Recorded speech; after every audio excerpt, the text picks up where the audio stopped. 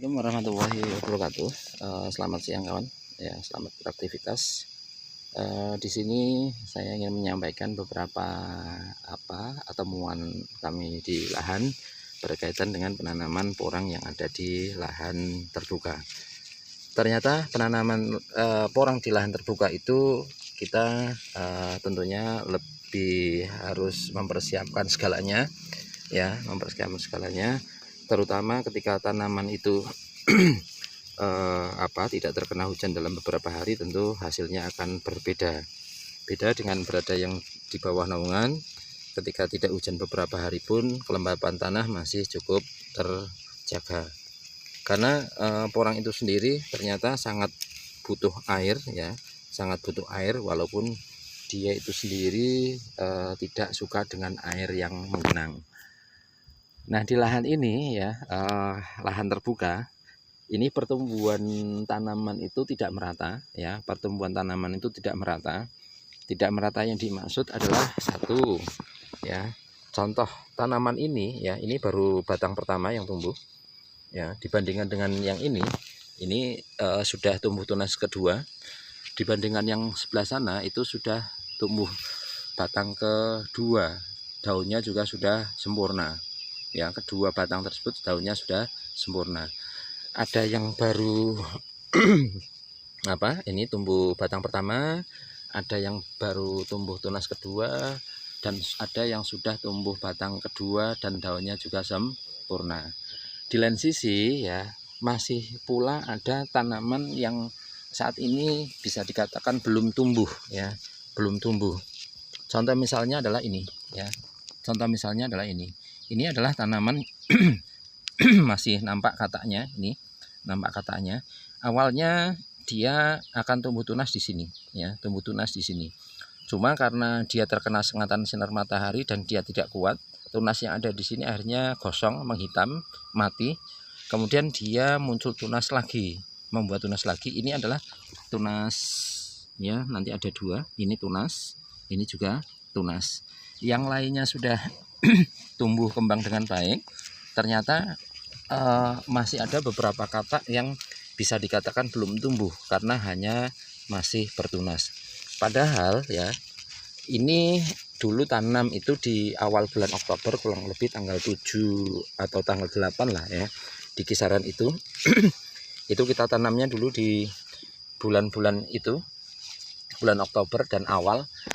Kalau dihitung mundur berarti ini sudah Januari awal,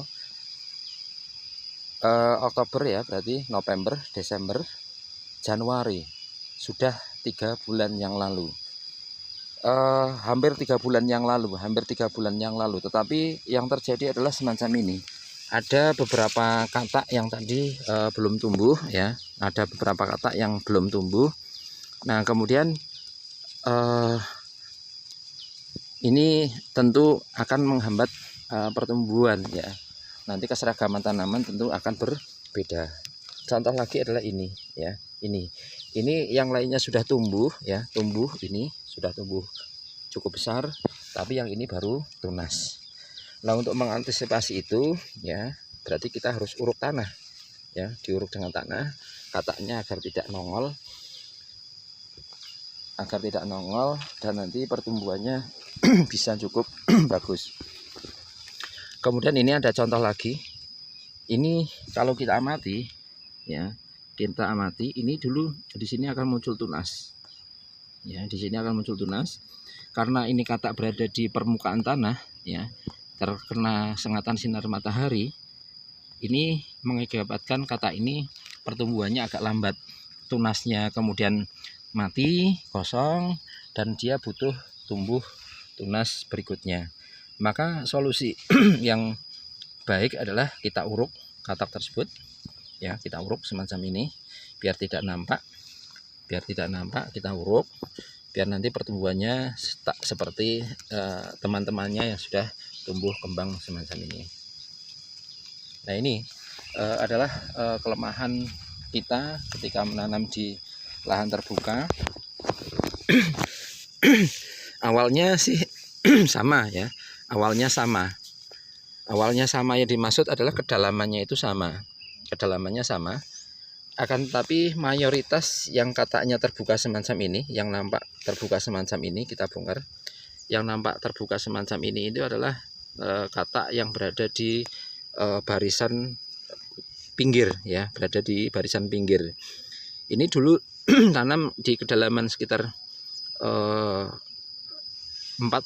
cm, ya, 4-5 cm. Akan tetapi karena terjadi curah hujan yang cukup tinggi dan kemudian terjadi erosi, ya, erosi di bagian pinggiran bedengan semacam ini, akhirnya katak ini muncul ke permukaan. Yang terjadi adalah katak tersebut yang seharusnya sudah tumbuh, ya, teman-temannya sudah tumbuh, dia belum tumbuh sendiri. Maka hal yang perlu diperhatikan, ya, ketika kita nanam di lahan terbuka adalah kedalaman dari katak itu sendiri. Awalnya saya anggap penanaman di kedalaman 4-5 cm di dalam tanah itu sudah cukup ideal, ya, tidak terlalu dalam dan tidak terlalu artinya dangkal. Akan tetapi nyatanya yang terjadi adalah demikian. Ini tanah pun ada penurunan, ya, tanah pun ada penurunan yang seharusnya itu agak tinggi, ya, terkena erosi. Kemudian yang terjadi adalah tanah-tanah itu hanyut dan masuk ke daerah selokan atau aliran air semacam ini. Ini antisipasi yang kita jaga, ya, kita tutup dengan tanah semacam ini, ya, kita tutup dengan tanah agar nanti pertumbuhan dari tanaman itu sendiri cukup bagus. Untuk tekstur tanahnya sebenarnya cukup gembur, kawan, ya, cukup gembur semacam ini di lahan terbuka, tetapi tanahnya cukup gembur juga, ya. Di lahan ini sebenarnya banyak yang mengalami hal semacam itu, terutama tanaman yang ada di pinggiran-pinggiran, ya, pinggiran-pinggiran bedengan. Contoh misalnya ini, ya, kataknya nampak itu, ya, kataknya nampak, daunnya juga kuning baru tumbuh. Kemudian yang ini juga nampak, ya. Ini karena berada di pinggiran galeng, ya, akhirnya terjadi erosi, tanahnya jatuh ke sana. Yang terjadi kataknya belum tumbuh. Nah, ini contoh misal, ya, ini juga ini mulai tumbuh tunas yang baru, ya, mulai tumbuh tunas yang baru semacam ini. Ini, ya, dibandingkan dari mana tanaman yang lainnya sudah cukup berkembang, ini baru tumbuh tunas. Maka solusinya adalah kita gali tanahnya, kemudian kita masukkan, kita tutup kembali. Kemudian yang ini juga sama. Ini kataknya sudah agak keriput, ya, tanahnya sudah agak keriput. Ini dulu sudah tumbuh tunas, ya, kita tutup dengan tanah, harapannya biar tumbuh kembali. Nah, ini yang terjadi tanaman-tanaman yang ada di pinggir, ya, terutama di pinggiran bedengan, karena tanahnya larut, ya, tanahnya larut, hanyut, terjadi erosi.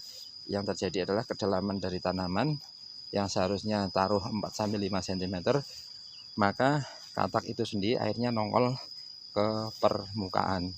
Ini banyak yang terjadi, ya.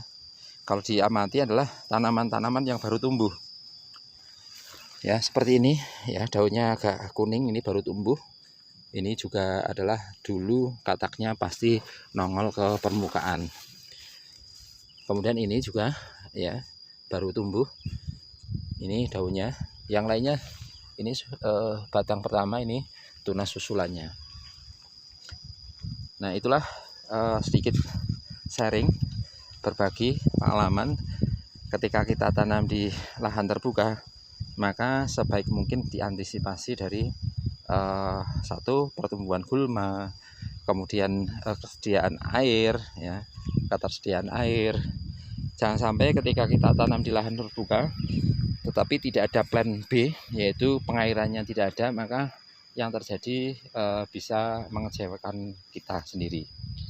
Nah, ini sudah dibuatkan saluran air untuk plan B plan B-nya ya di sini ke atas itu sudah kita berikan saluran air dalam rangka jaga-jaga ketika tidak terjadi hujan ya, kita airi tanaman ini ya, kita airi tanaman ini. Nah ini sudah dilakukan pemupukan, alhamdulillah sudah nampak subur.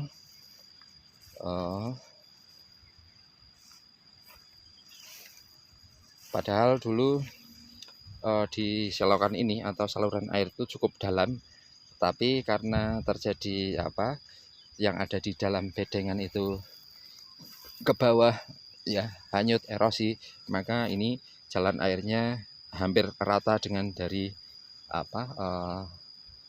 bedengan itu sendiri ya. Ini adalah hal-hal yang mengakibatkan pertumbuhan tanaman porang di lahan terbuka tidak merata, adalah semacam ini. Ya demikian dulu kawan, terima kasih ya. Assalamualaikum warahmatullahi wabarakatuh.